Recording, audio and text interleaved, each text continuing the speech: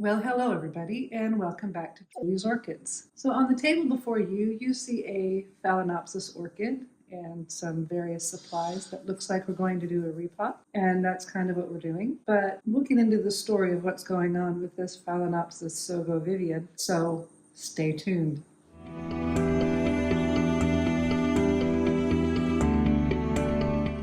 Well, everybody, we're going to have a look at this phalaenopsis Sogo Vivien. As you can see, there's something going on with the leaf right here. We'll zoom into it here in a little minute, but I'm going to clarify a few things. I've had this in my collection since 2020. It's been in this setup here, semi-hydro self-watering setup, for about a year. And Saturday, when I was watering my orchids, I put this one down on the shelf and somehow managed to knock it off the shelf. And it fell off the shelf all the way down to the floor. And of course, I keep it on a top shelf in the corner, so it fell in the corner in an area that the cup fell on top of the plant, and it damaged the leaf here quite a bit. Obviously, I lost a lot of the pumice out of the pot. It's kind of been lifted out of the pot. So what we're going to do today is discuss how you deal with the plant when you're clumsy and you accidentally drop it. So what I think might be the easiest thing to do right off the bat is to address where the cup fell onto the leaf and damaged it. You can see this little bit right here is still sort of hanging on, but there's a piece of Happy's fur stuck in that little area. So what I'm going to do is I'm just going to trim this edge off here a bit better, get all of the area that landed where there was dog fur on the floor trimmed off, and then I'm going to seal it with dragon's blood. Now, why am I using dragon's blood as opposed to cinnamon? Either would be fine. Honestly, I can't find my cinnamon. I think I'm out of cinnamon, so I have dragon's blood, but both of them will work to dry the area, dry up the cells, and both of them have a certain amount of antiseptic properties, which will help with any possible infections that may have happened because the plant landed on the floor, shoved in the corner where the bookshelf is at, and it's very hard to get the cleaning tools in there. And there was a little pile of Happy's. There's a fur ball from Happy, and there's fur, I don't know if you can see it, stuck in the wet, moist edges here. So first things off, I have my pre-sterilized handy-dandy scissors, and I'm just going to cut sort of a little bit off around the edge of this cut on the plant. And this is mostly to get rid of this tiny little edge here that was exposed to the dirty floor and the dog food. So we've got that done. That's Happy. Put that out of the way. And now we have, again, this raw open edge that will expose the plant to possible infective processes through having a raw open edge like one would expect. So I'm just going to take some of my dragon's blood here, and we're just going to kind of rub it gently along the edge right through here. And that is just not pulling up. I'm going to see if I have another dropper. Okay, so I don't have another pipette or dropper to use on this one, but this pipette is kind of lost its suction ability. So we're just going to do the frequent dip and poke. And yes, I know I'm exposing one to the other. Maybe it's not the brightest thing to do, but this is the option that I have right now. And again, this is just dragon's blood. I got this off of the internet. The herb pharmacy is where I got it from. And they were quite capable of shipping to Australia, so I was very happy with that. Now I've got a nice little coating along that cut edge of the dragon's blood, and we're just gonna give it some time to dry.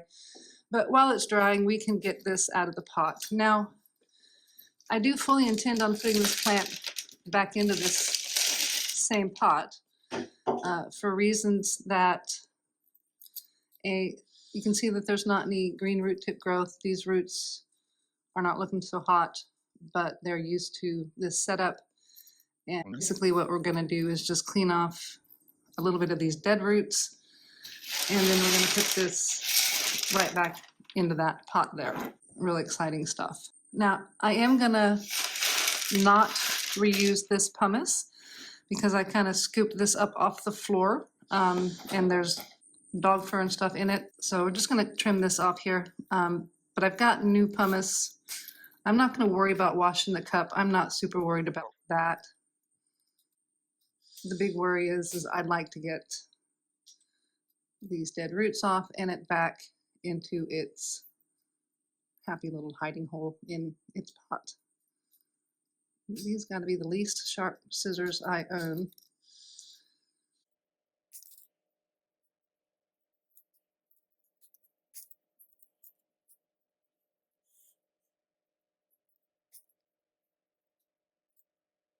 Now this root here is pretty well dead from right here on down. So I'm going to go ahead and cut that root off. This root was dead, and that one doesn't look good, but it seems to still be okay.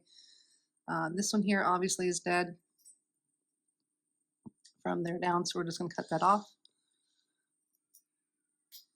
And this is what we've got left to work with. Now, I'd like to try to get some of these roots here a bit more pointing down and in the pot.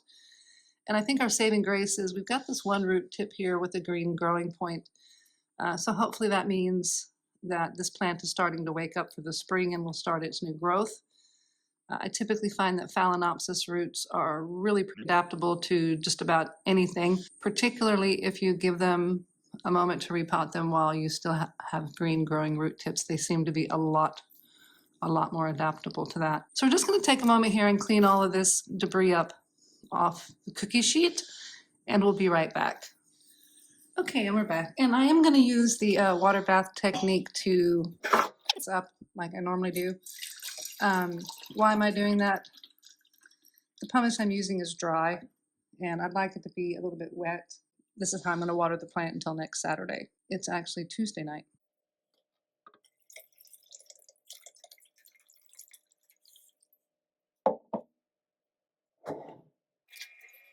So now that we've got some of the pumice down in the bottom, we're just going to let this drain out a bit and let these other pieces here that are in there sort of naturally fall into those gaps and holes. And I'm quite happy with that. So we're just going to bottom fill it again. And it's just as simple as this. What am I using for the phalaenopsis? Phalaenopsis have big, fat, honking roots, so they get the very large size pumice. And this is 7 to 20 millimeters in size.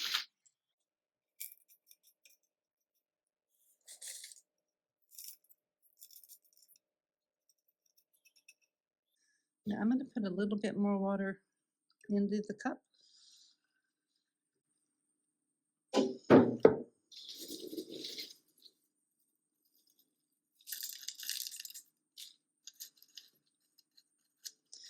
And at this point in time, I'm just kind of giving the pumice a little bit of a poke down into the cup. In a second here, we're going to kind of bring it up and let the pumice that's in there float down again. But we're getting to the point almost, we're going to take it out of the water bath and then just top it off with remaining pumice. And why is that? Because I still haven't gotten a bowl big enough to do this. So you see that little air pocket there and here?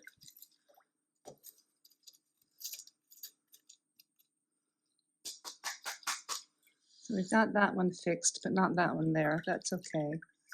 I don't want lots of big air pockets. And I think this is going to be okay air pocket wise, so I'm not going to worry too much about it. But I like this here because now I can see how the roots are doing very well against the side of the pot down here. And this will tell me when to water again. So when the roots in the pot here are this color of silvery white, but down in the pot, that's when this is going to get watered again. Other than that, it's not going to get watered. And yeah, we're to the point that we've run out of room for the water bath technique. So we're just going to move that out of the way. And we're just going to continue filling off the little top bits here. Now, one thing nice about using pumice as a growing medium is that it's inorganic, so it's not going to degrade on you. You can reuse it. You just have to boil it, hence what I'm going to do with that pumice over there. it does not wick moisture away from the growing root tips, so I'm not going to be super worried about that growing root tip right there. I've heard people that grow with leca have that problem, that the leca sort of leaches the water off of the growing root tips and kills them. That is not something that I have noticed with pumice. I thought I was noticing it, and then I realized that I hadn't been as good on my flushing technique as I could have been, and what was actually killing the roots that were growing down onto the pumice was a slight buildup of salt crystals from not flushing the pot so well. So the one thing with pumice is you do everything, fertilizing and all that stuff as per the normal, but you need to make sure you flush your pots very well. Well, there we have it. Sogo Vivien has been put back into her pot because I was butterfingers this Saturday and dropped it, knocked it off the shelf, and it landed basically on the floor in that corner behind the couch, and it needed addressed. So we cut off the area that had landed and was cut by the cup when it fell upside down onto itself. And we cut this area off fresh because there was some dirt and dog fur from the corner back there.